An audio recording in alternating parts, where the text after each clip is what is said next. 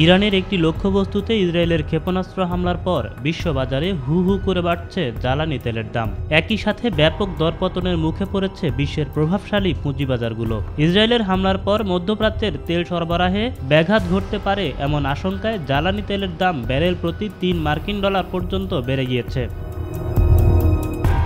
ইরানে হামলার পর ব্রেন্ট ক্রুড অয়েলের দাম প্রতি ব্যারেলে বেড়েছে $2.63, ফলে বর্তমানে ব্রেন্টের দাম প্রতি ব্যারেলে বেড়ে দাঁড়িয়েছে $89.74। একই সঙ্গে WTI ক্রুডের দাম ব্যারেলে $2.56 বা 3.1% বেড়েছে, ফলে প্রতি ব্যারেল বিক্রি হচ্ছে $84.66। বিকাশে কম খরচে ক্যাশ আউটের লিমিট বেড়ে 50,000, প্রিয় এজেন্টও 2টা। এদিকে ইরানের অভ্যন্তরে ইসরায়েলের এক হামলাতেই বিরূপ প্রভাব পড়েছে বিশ্বের প্রভাবশালী পুঁজিবাজারগুলোতে।